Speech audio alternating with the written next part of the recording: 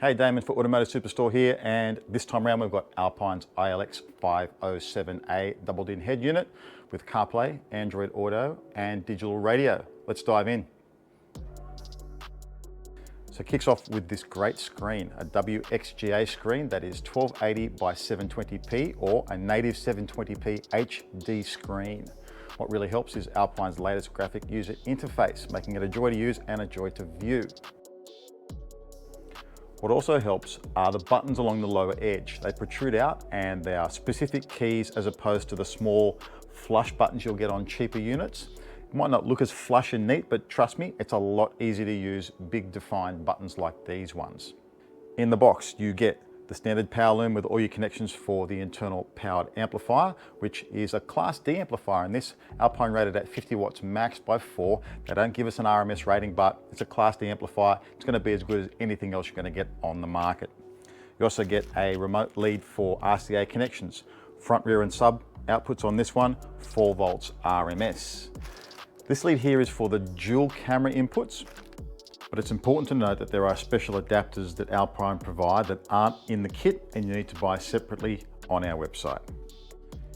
This input here is for the steering wheel control and for the Bluetooth microphone. You get your DAB antenna for the digital radio. You also get a GPS antenna here that I've got connected because that gives us access to our wireless CarPlay and wireless Android Auto. You get your fascia surround, and you get an owner's manual, but the good stuff's inside, so let's dive in and have a look. Let's jump into Apple CarPlay. Android Auto and CarPlay work very similarly. They give you access to the important apps on your phone. In CarPlay, we swipe left or right to access these apps, and you have a choice of media apps like your music, podcasts, audiobooks.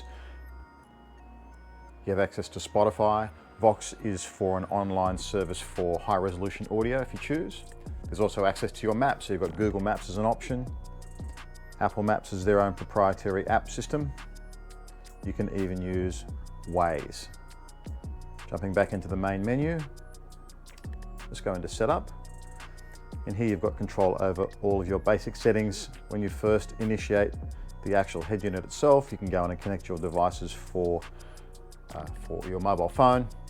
Here we can go into Wi-Fi mode, and that's how you set up your link so that you can have your wireless CarPlay and Android Auto.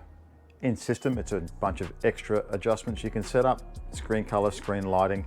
While the keys on the bottom are always going to be in white on this particular unit, you can change the actual backgrounds to different colors and different screen styles. But let's jump into the audio menu. Pretty cool screen giving you a voltage display. So first off, there's media expander. Touch the button. You've got 1, 2, 3 levels all off. Bass engine, SQ. So you can cycle through and try the different styles, see which one you prefer, or just leave it off altogether. Here we have our traditional fader and balance. We can also turn the subwoofer on and off. If you don't have one, you can turn that off and it will delete that from the crossover. You can actually jump into the other settings directly from this menu. That's a nice touch from Alpine. Jump across to EQ setting. So the equalizer in this unit, it's stated as a 56 band equalizer. And it's also stated as being true parametric. Now, parametric means you can adjust not only the boost level or cut level, you can adjust the center frequency of that, and you can also adjust what's called the Q, and that's the width of the band. You can see with this little band here, as we adjust, the width or narrowness of the boost curve changes.